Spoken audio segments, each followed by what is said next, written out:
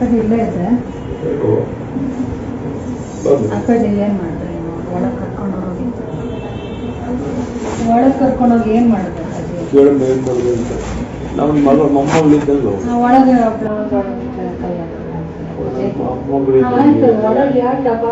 ನನ್ನ ಮೇಲೆ ಯಾರೋ ಬೆಣ್ಣು ಮಗಳು ಕಂಪ್ಲೇಂಟ್ ಕೊಟ್ಟಿದ್ದಾಳೆ ಅಂತ ಗೊತ್ತಾಯ್ತು.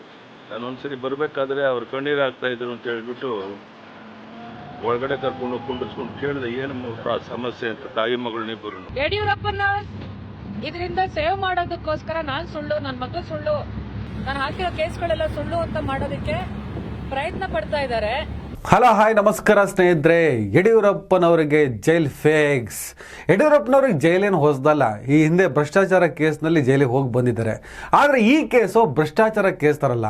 ಇದು ಯಥಾ ಪ್ರಕಾರ ಈ ರಾಜ್ಯದಲ್ಲಿ ಇತ್ತೀಚೆಗೆ ನಡೀತಿರುವಂತಹ ಪ್ರಮುಖ ವಿದ್ಯಮಾನಗಳಷ್ಟು ಡೇಂಜರ್ ಆದಂತಹ ಕೇಸೇ ಆಗಿದೆ. ನಿಮಗೆ ಪ್ರಜ್ವಲ್ ರೇವಣ್ಣ ಕೇಸ್ ಗೊತ್ತು. ಹಲವಾರು ಹೆಣ್ಣು ಮಕ್ಕಳನ್ನು ಲೈಂಗಿಕವಾಗಿ ಬಳಸ್ಕೊಂಡು ವಿಡಿಯೋ ಎಲ್ಲ ಮಾಡಿ ವಿದೇಶಕ್ಕೆಲ್ಲ ಎಸ್ಕೇಪ್ ಆಗಿ ಮತ್ತೆ ಸಿಕ್ಕಾಕೊಂಡಿರೋ ಕೇಸಿನ ಆರೋಪಿ ಪ್ರಜ್ವಲ್ ರೇವಣ್ಣ ಪ್ರಕರಣ. ಆಮೇಲೆ ನಿನ್ನೆ ಮೊನ್ನೆ ಶುರುವಾಗಿರುವಂಥ ದರ್ಶನ್ ಚಿತ್ರನಟ ರೇಣುಕಾಸ್ವಾಮಿ ಅಂತ ಒಬ್ಬ ಅಮಾಯಕ ಅಭಿಮಾನಿಯನ್ನು ಅಶ್ಲೀಲ ಮೆಸೇಜ್ ಕಳಿಸಿದ ಅನ್ನೋ ಒಂದೇ ಒಂದು ಕಾರಣಕ್ಕೆ ಕೊಲೆ ಮಾಡಿದ ಪ್ರಕರಣದಲ್ಲಿ ಆರೋಪಿಯಾಗಿರುವ ದರ್ಶನ್ ಸಂಗತಿ ಇವತ್ತು ಟಿ ವಿಗಳಲ್ಲಿ ಸೋಷಿಯಲ್ ಮೀಡಿಯಾಗಳಲ್ಲಿ ಇಟ್ಟಾಡ್ತಾ ಇದೆ.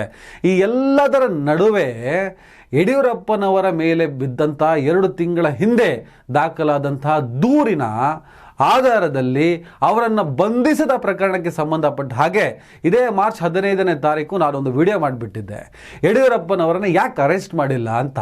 ಪೋಕ್ಸೋ ಕೇಸ್ ಏನು ಹೇಳುತ್ತೆ, ಪೋಕ್ಸೋ ಕೇಸಿನ ನೀತಿ ನಿಯಮಗಳೇನು, ಇದನ್ನು ಆಧರಿಸಿ ನಾನು ಮಾಡಿದ್ದೆ ಅವತ್ತು ವಿಡಿಯೋ. ಯಾಕೆಂದರೆ ಪೋಕ್ಸೋ ಕೇಸು ಅದು ಯಡಿಯೂರಪ್ಪನವ್ರ ಮೇಲೆ ಹಾಕಲಿ ಇಲ್ಲ ಕಿಡಿಯೂರಪ್ಪನ ಮೇಲೆ ಹಾಕಲಿ, ಯಾರಪ್ಪನ ಮೇಲಾದರೂ ಪೋಕ್ಸೋ ಕೇಸ್ ಹಾಕಲಿ, ಪೋಕ್ಸೋ ಪ್ರಕರಣ ಅದು ಸತ್ಯನ ಸುಳ್ಳು ದೂರ ದಾಖಲಾಗಿದೆಯಾ ಇಲ್ಲ ಸತ್ಯ ದೂರ ದಾಖಲಾಗಿದೆಯಾ, ಅದರಲ್ಲಿ ನೈಜಾಂಶ ಎಷ್ಟು ಸುಳ್ಳಾಂಶ ಎಷ್ಟು ಇವೆಲ್ಲದೂ ಕೂಡ ಕೋರ್ಟಲ್ಲಿ ತೀರ್ಮಾನ ಆಗಬೇಕು.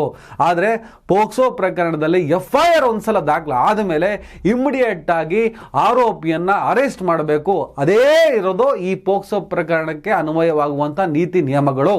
ಆದರೆ ಯಡಿಯೂರಪ್ಪನವರ ಮೇಲೆ ಸದಾಶಿವನಗರ ಪೊಲೀಸ್ ಠಾಣೆಯಲ್ಲಿ ಮಮತಾ ಸಿಂಗ್ ಅನ್ನುವಂಥ ಹೆಣ್ಣುಮಗಳು, ನನ್ನ ಮಗಳು ಗೌರಿ ಸಿಂಗ್ ಅಪ್ರಾಪ್ತೆ 17 ವರ್ಷ, ಈ ಹಿಂದೆ ಒಂದು ಅತ್ಯಾಚಾರ ಪ್ರಕರಣಕ್ಕೆ ಸಂಬಂಧಪಟ್ಟಂಗೆ ನ್ಯಾಯ ಕೊಡಿಸಿ ಅಂತ ಹೇಳಿಬಿಟ್ಟು ಆಪ್ತರಾಗಿದ್ದ ಯಡಿಯೂರಪ್ಪನವ್ರ ಮನೆಗೆ ಹೋಗಿದ್ದೆ. ಅವರು ಆಯಿತು ನಾನು ನಿಂಗೆ ನ್ಯಾಯ ಕೊಡಿಸ್ತೀನಿ ಅಂತೇಳಿ ನಮ್ಗೆ ಟೀ ಕುಡಿಸಿ ನನ್ನನ್ನು ಕೂರಿಸಿ ನನ್ನ ಮಗಳ ಹತ್ರ ಏನೋ ಮಾತಾಡಬೇಕು ಅಂತ ರೂಮಿಗೆ ಕರ್ಕೊಂಡೋಗಿ ಅವಳ ಡ್ಯಾಶ್ ಭಾಗಕ್ಕೆ ಕೈಯನ್ನು ಹಾಕಿ 5 ನಿಮಿಷಗಳ ಕಾಲ ಯಡಿಯೂರಪ್ಪ ಹೊರಗೆ ಬರಲೇ ಇಲ್ಲ. ಅದಾದ ಮೇಲೆ ಬಾಗಿಲು ತೆಗಿತಾರೆ, ಮಗಳು ಓಡಿ ಬರ್ತಾಳೆ, ನನಗೆ ಹೇಳ್ತಾಳೆ ಇಲ್ಲ ವಿಚಾರ ಹಿಂಗೆ ಮಾಡಿದ್ರು ಈ ಥರ ಮಾಡಿಬಿಟ್ರೆ ಯಡಿಯೂರಪ್ಪ ಅಂತ. ನಾನು ಅವ್ರ ಹತ್ರ ಗಲಾಟೆ ಮಾಡಿದೆ. ಇದಕ್ಕೆ ಸಂಬಂಧಪಟ್ಟಂಗೆ ಸೋಷಿಯಲ್ ಮೀಡಿಯಾದಲ್ಲಿ ಒಂದು ವಿಡಿಯೋ ಕೂಡ ಓಡಾಡ್ತು. ಅವಾಗ ಯಡಿಯೂರಪ್ಪನವರು ಇಲ್ಲಮ್ಮ ನಾನು ನಿಂಗೆ ನ್ಯಾಯ ಕೊಡ್ತೀನಿ, ನಿಂಗೆ ಒಳ್ಳೇದು ಮಾಡ್ತೀನಿ, ನೀನು ಹಂಗೆಲ್ಲ ಚಿಚೆ ಅವಳು ನನ್ನ ಮೊಮ್ಮಗಳ ಥರ ಹಾಗೆ ಹೀಗೆ ಅಂತ ಮಾತಾಡುವಂಥ ಒಂದು ವಿಡಿಯೋ ಕೂಡ ವೈರಲ್ ಆಗಿತ್ತು.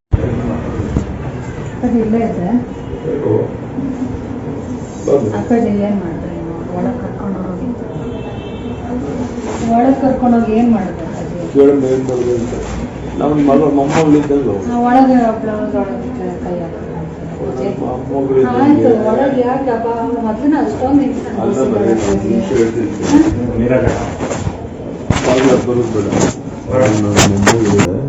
ತುಂಬಾ ಒಳ್ಳೆ ಹುಡುಗಿಗಳು 3 ಜನ.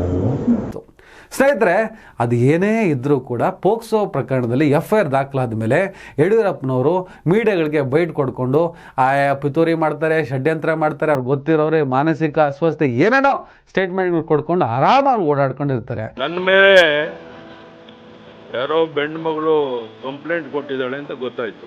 ನಾನು ಒಂದ್ಸರಿ ಬರ್ಬೇಕಾದ್ರೆ ಅವ್ರು ಕಣ್ಣೀರು ಆಗ್ತಾ ಇದ್ರು ಅಂತ ಹೇಳ್ಬಿಟ್ಟು ಒಳಗಡೆ ಕರ್ಕೊಂಡು ಕುಂಡಿಸ್ಕೊಂಡು ಕೇಳಿದೆ ಏನು ಸಮಸ್ಯೆ ಅಂತ ತಾಯಿ ಮಗಳನ್ನಿಬ್ಬರು.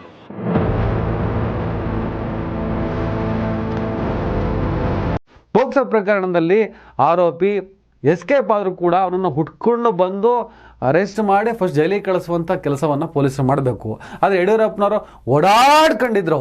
ಹಾಗೆ ಕಾಂಗ್ರೆಸ್ ಸರ್ಕಾರ ಪರಮೇಶ್ವರ್ ಗೃಹ ಮಂತ್ರಿಯವರು ಅವತ್ತು ಈ ಪ್ರಕರಣಕ್ಕೆ ಸಂಬಂಧಪಟ್ಟಂಗೆ ಮೀಡಿಯಾಗಳ ಮುಂದೆ ಅವಳು ರೈಟಿಂಗಲ್ಲೇನೋ ಬರ್ಕೊಟ್ಟಿಲ್ಲ, ಅದು ಟೈಪಿಂಗಲ್ಲಿ ಕೊಟ್ಟಿರೋ ಕಂಪ್ಲೇಂಟು, ಆ ಕಂಪ್ಲೇಂಟು ಆಮೇಲೆ ಆಕೆಗೆ ಮಾನಸಿಕ ಅಸ್ವಸ್ಥೆ ಅಂತ ನಾನು ಕೇಳ್ಪಟ್ಟೆ, ಈ ಥರದ ಸ್ಟೇಟ್ಮೆಂಟನ್ನು ಒಬ್ಬ ಪರಮೇಶ್ವರ್ ಕೊಡ್ತಾರೆ. ಅವರು ಕೊಟ್ಟಿರ್ತಕ್ಕಂಥ ವಿಚಾರದಲ್ಲಿ ತನಿಖೆ ಮಾಡುವವರೆಗೂ ಕೂಡ ನಾವು ಯಾವುದನ್ನು ಕೂಡ ಹೇಳೋದಕ್ಕೆ ಬರೋದಿಲ್ಲ. ಕೆಲವರು ಹೇಳ್ತಾರೆ ಅವರು ಮಾನಸಿಕ ಅಸ್ವಸ್ಥತೆ ಇದೆ ಆ ಮಹಿಳೆಗೆ ಅಂತ ಹೇಳ್ತಾರೆ. ಅವರು ಕಂಪ್ಲೇಂಟನ್ನು ಟೈಪ್ ಮಾಡಿ ಟೈಪ್ಡ್ ಕಾಪಿ ಕೊಟ್ಟಿರೋದು, ಅವರು ಕೈಯಿಂದ ಬರೆದಿರೋದಲ್ಲ, ಟೈಪ್ ಕಾಪಿ ಕೊಟ್ಟಿದ್ದಾರೆ ಅಂತ ಹೇಳಿ ನನಗೆ ನಮ್ಮ ಇಲಾಖೆಯವರು ಹೇಳಿದ್ದಾರೆ. ಇವತ್ತು ಯಡಿಯೂರಪ್ಪನವರು ಇದೇ ಪೋಕ್ಸೋ ಕೇಸನ್ನ ರದ್ದು ಮಾಡಬೇಕು ಅಂತ ಹೇಳಿ, FIR ರದ್ದು ಮಾಡಬೇಕಂತ ಹೇಳಿ, ಪೋಕ್ಸೋ ವಿಶೇಷ ಕೋರ್ಟ್ನಲ್ಲಿ ನಡೀತಿರುವಂತಹ ವಿಚಾರಣೆನ ರದ್ದುಪಡಿಸಬೇಕು ಅಂತ ಹೇಳಿ ಹೈಕೋರ್ಟ್ಗೆ ಅವರು ಅರ್ಜಿ ಸಲ್ಲಿಸಿದ್ದಾರೆ. ಆ ಅರ್ಜಿಯಲ್ಲಿ ಗೃಹ ಸಚಿವ ಪರಮೇಶ್ವರ್ ಅವರು ಹೇಳಿದಂತಹ ಮಾನಸಿಕ ಅಸ್ವಸ್ಥತೆ ಅನ್ನುವಂತಹ ಪದವನ್ನು ಮೆನ್ಷನ್ ಮಾಡಿದ್ದಾರೆ. ಒಂದು ರಾಜ್ಯ ಸರ್ಕಾರದ ಗೃಹ ಮಂತ್ರಿ ಆ ಥರ ಸ್ಟೇಟ್ಮೆಂಟನ್ನು ಯಾಕೆ ಕೊಡಬೇಕು? ಏನು ಇಮಿಡಿಯೇಟಾಗಿ ಆಕೆನ ಆಸ್ಪತ್ರೆಗೆ ಸೇರಿಸಿ ಟ್ರೀಟ್ಮೆಂಟ್ ಮಾಡಿ ಅಲ್ಲಿಂದ ಡಾಕ್ಟ್ರ್ ಏನಾದರೂ ರಿಪೋರ್ಟ್ ಕೊಟ್ಟು ಆ ರಿಪೋರ್ಟನ್ನು ಏನಾದರೂ ಓದಿದ್ರೆ ಇವರು? ಇಲ್ಲ ತಾನೇ. ಈ ಥರದ ಊಹಾಪೋಹಗಳನ್ನು ಒಬ್ಬ ಹೋಮ್ ಮಿನಿಸ್ಟರ್ ಮಾತಾಡಿದ್ದು ನಾನ್ಸೆನ್ಸ್, ಬುಲ್ಶೀಟ್ ಅಂತ ಹೇಳಿಬಿಟ್ಟೆ ನಾನು ಅವತ್ತು ವಿಡಿಯೋ ಮಾಡಿ ಮಾತಾಡಿದ್ದೆ ಸ್ನೇಹಿತರೆ.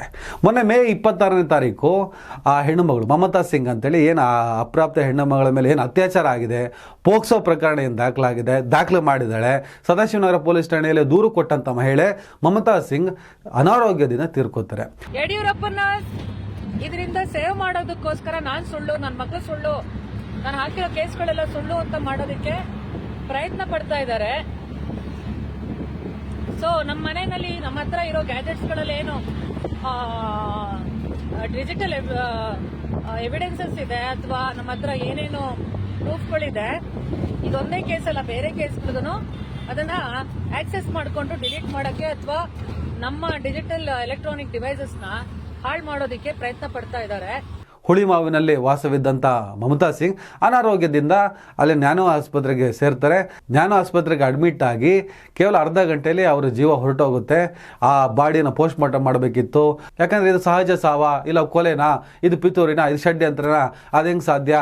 2 ತಿಂಗಳ ಹಿಂದೆ ಚೆನ್ನಾಗಿದ್ದಂಥ ಹೆಣ್ಮಗಳು ಇದ್ದಕ್ಕಿದ್ದಂಗೆ ಹೇಗೆ ಸಾಯೋದಕ್ಕೆ ಸಾಧ್ಯ ಅಂತೇಳಿ ಸಾಮಾಜಿಕ ಜಾಲತಾಣದಲ್ಲಿ ಒಂದಿಷ್ಟು ಚರ್ಚೆಗಳಾಯಿತು. ಮತ್ತು ಅದು ಅಲ್ಲಿಗೆ ಮುಗಿದೋಯ್ತು ಸ್ನೇಹಿತರೆ. ಈಗ ಯಡಿಯೂರಪ್ಪನ ಮೇಲೆ ದಾಖಲಾದ ಪೋಕ್ಸೋ ಕೇಸಿನ ಅನ್ವಯ ಅವರನ್ನು ಈ ಪೊಲೀಸರು ಅರೆಸ್ಟ್ ಮಾಡಿಲ್ಲ, FIR ಮಾಡಿಯೂ ಕೂಡ ಅಂಥೇಳಿ ಶಶಾಂಕ್ ಸಿಂಗ್ ಅಂತೇಳಿ ಮಮತಾ ಸಿಂಗ್ ಅವರ ಮಗ, ಅಂದರೆ ಯಾವ ಅಪ್ರಾಪ್ತೆ ಮೇಲೆ ಕೇಸ್ ದಾಖಲಾಗಿದೆಯೋ ಅದೇ ಗೌರಿ ಸಿಂಗ್ ಸಹೋದರ ಶಶಾಂಕ್ ಸಿಂಗ್ ಹೈಕೋರ್ಟ್ಗೆ ಅರ್ಜಿ ಸಲ್ಲಿಸಿದ್ದಾನೆ. ಇಮ್ಮಿಡಿಯೇಟ್ ಆಗಿ ಯಡಿಯೂರಪ್ಪನವ್ರು ಅರೆಸ್ಟ್ ಮಾಡಿ ಎನ್ಕ್ವೈರಿ ಮಾಡಬೇಕು, ಯಾವ ರೀತಿಯ ಒತ್ತಡಕ್ಕೆ ಸರ್ಕಾರ ಮಣಿತಿದೆ ಗೊತ್ತಿಲ್ಲ ಅಂಥೇಳಿ ಆತ ಹೈಕೋರ್ಟ್ಗೆ ಹೋಗಿದ್ದಾನೆ. ಇಮ್ಮಿಡಿಯೇಟಾಗಿ CID ಯಡಿಯೂರಪ್ಪನವ್ರು ನೋಟಿಸ್ ಕೊಟ್ಟಿದೆ, ವಿಚಾರಣೆಗೆ ಹಾಜರಾಗಬೇಕಂತೇಳಿ. ಅಲ್ಲೇನಾದರೂ ಸ್ವಲ್ಪ ಅಭಾಸಗಳಾಗಿ ಚೂರೇನಾದರೂ ಎಡವಟ್ಟಾಯ್ತು ಅಂದರೆ ಇಮ್ಮಿಡಿಯೇಟಾಗಿ ಯಡಿಯೂರಪ್ಪನವ್ರನ್ನ ಅರೆಸ್ಟ್ ಮಾಡಿಕೊಂಡು ವಿಚಾರಣೆಗೆ ಕರ್ಕೊಬರ್ತಾರೆ.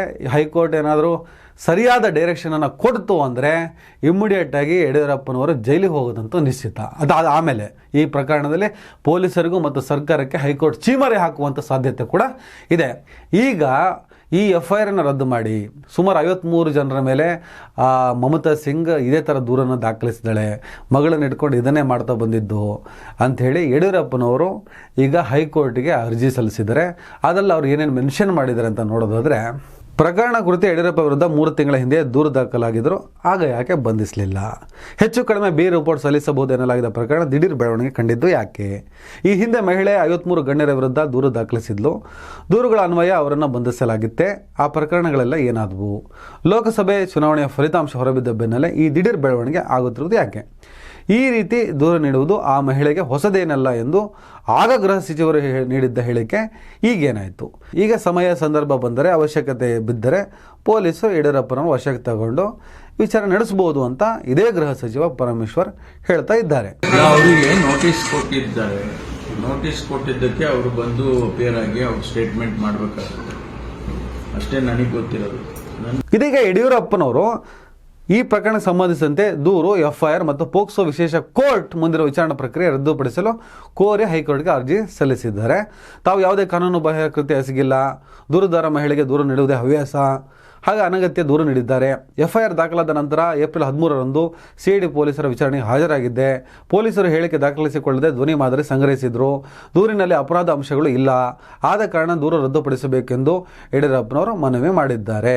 ಸ್ನೇಹಿತರೆ, ಈಗ ಹೈಕೋರ್ಟ್ನಲ್ಲಿ ಯಡಿಯೂರಪ್ಪನವರು ಸಲ್ಲಿಸಿದಂತಹ FIR ರದ್ದು ಕೋರಿ ದೂರು ರದ್ದಾಗುತ್ತಾ? ಇಲ್ಲ ಸಂತ್ರಸ್ತೆಯ ಸೋದರ ಶಶಾಂಕ್ ಸಿಂಗ್ ಯಡಿಯೂರಪ್ಪನವರನ್ನ ಬಂಧಿಸಿ ವಿಚಾರಣೆ ನಡೆಸಬೇಕು ಅಂತ ಹೇಳ್ಬಿಟ್ಟು ಸಲ್ಲಿಸಿರುವಂತ ಅರ್ಜಿ ಹೈಕೋರ್ಟ್ ಮಾನ್ಯ ಮಾಡುತ್ತಾ? ಇವೆರಡರ ನಡುವೆ ಈಗ ಅಸಲಿ ಆಟ ಶುರುವಾಗುತ್ತೆ. ನಮ್ಮ ಪ್ರಶ್ನೆ ಒಂದೇ, 2 ತಿಂಗಳ ಹಿಂದೆ ಪೋಕ್ಸೋ ಪ್ರಕರಣ ಯಡಿಯೂರಪ್ಪನವ್ರ ಮೇಲೆ ದಾಖಲಾದಾಗ ಯಾಕೆ ಅವರನ್ನು ಅರೆಸ್ಟ್ ಮಾಡಿಲ್ಲ? ಅದೇ ಯಾರಾದರೂ ಜನಸಾಮಾನ್ಯರ ಮೇಲೆ FIR ಏನಾದರೂ ಪೋಕ್ಸೋ ಪ್ರಕರಣದಲ್ಲಿ ದಾಖಲಾದರೆ ನೀವೇನು ಕ್ರಮ ತೆಗೆದುಕೊಳ್ತೀರಿ? ಕಾನೂನು ದೊಡ್ಡವರಿಗೊಂದು ಚಿಕ್ಕವರಿಗೊಂದು ಯಾಕೆ ಮಾಡೋಕ್ಕೆ ಹೋಗ್ತೀರಿ? ಲೋಕಸಭೆ ಚುನಾವಣೆ ಇನ್ನೇನು ಹತ್ತಿರದಲ್ಲಿರೋದ್ರಿಂದ ಯಡಿಯೂರಪ್ಪನವ್ರನ್ನ ಅರೆಸ್ಟ್ ಮಾಡಿದ್ರೆ ಸಮಸ್ಯೆ ಆಗುತ್ತೆ ಅಂತ ಹೇಳಿಬಿಟ್ಟು ಜಾಣ ನಡೆಯನ್ನು ಈ ಸರ್ಕಾರ ಅನುಸರಿಸ್ತಾ. ಈಗ ಲೋಕಸಭೆ ಚುನಾವಣೆ ಎಲ್ಲ ಮುಗೀತು. ಈಗ ಪೋಕ್ಸೋ ಪ್ರಕರಣ, ನಾಳೆ ಕಾನೂನು ಕಟ್ಟಳೆ ಸರ್ಕಾರ ಚೀಮಾರಿ ಹಾಕಿಸಿಕೊಳ್ಳುವಂತಹ ಸಂದರ್ಭ ಬರಬಹುದು ಅಂತ ಹೇಳ್ಬಿಟ್ಟು ಅದನ್ನು ತಪ್ಪಿಸ್ಕೊಳ್ಳೋದಕ್ಕೋಸ್ಕರ ಇಮಿಡಿಯೇಟ್ ಆಗಿ ಈ ಪ್ರಕರಣಕ್ಕೆ ಜೀವ ಕೊಟ್ಟಿದ್ದಾರೆ. ಹೈಕೋರ್ಟ್ ಅಪ್ರಾಪ್ತ ಸಂತ್ರಸ್ತೆಯ ಸೋದರನ ಅರ್ಜಿಯನ್ನ ಮಾನ್ಯ ಮಾಡುತ್ತಾ, ಯಡಿಯೂರಪ್ಪನವರ ಅರ್ಜಿಯನ್ನ ಪುರಸ್ಕರಿಸಿ ಈ FIR ಅನ್ನು ರದ್ದು ಮಾಡುತ್ತಾ? ಕಾದ್ ನೋಡೋಣ. ನಮಸ್ಕಾರ.